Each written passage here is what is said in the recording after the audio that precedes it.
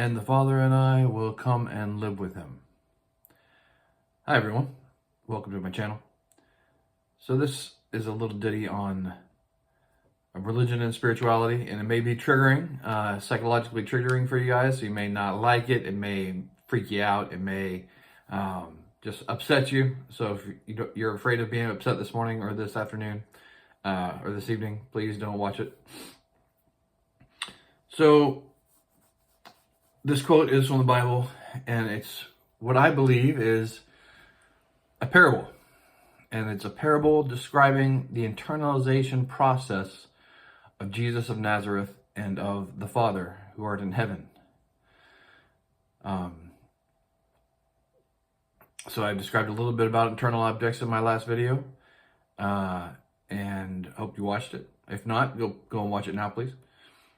And archetypes and subpersonalities.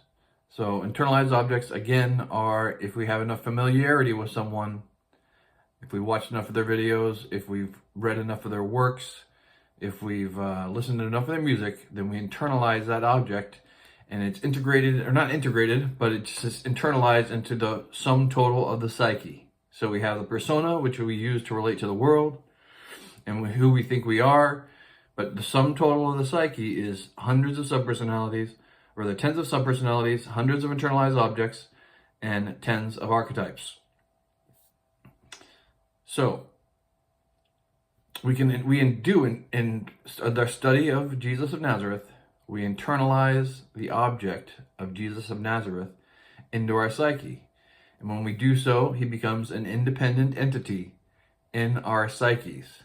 So capable of relating to, our persona becomes capable of relating to the internalized object, Jesus of Nazareth, in our psyches. Same holds true for God the Father.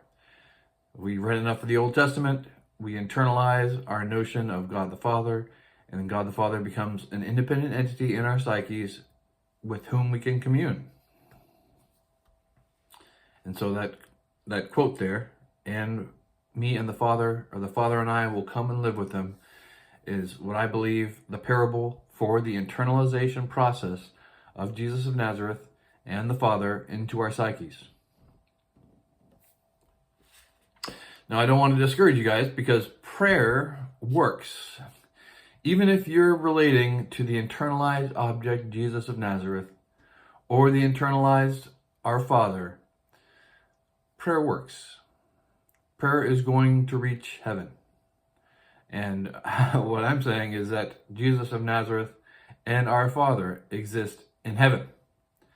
And that's where prayer reaches. However, if you're having conversations with God, then those conversations are, in fact, your conversations with your internalized object, Jesus of Nazareth, and your internalized object, Our Father. Not Jesus of Nazareth who art in heaven, and not Our Father who art in heaven.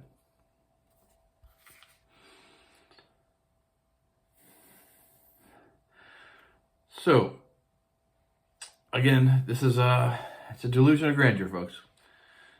Delusion meaning false belief. Grandeur is just what it sounds like, grand. So it's people who have conversations with God are suffering from the delusion or false belief that they are grand, that they are grand enough to have conversations with the living Jesus of Nazareth, or the living Christ, or the living God the Father. I recommend supplicant prayers to Our Father who art in heaven, and supplicant prayers to Jesus of Nazareth who is in heaven, instead of having a conversation with God. That conversation that you're having in your mind is not with the God who art in heaven, but in fact the conversation with your internalized object, Jesus of Nazareth. And keep in mind, so that your internalized object is based on the limited experience that you have of that individual and your intuitions. It's a byproduct of both those things. But it is the sum total of those two things, and not much else, folks. So That's all I wanted to carry this morning. I hope you're doing real well. I hope the message finds you well. Peace be with you. Bye for now.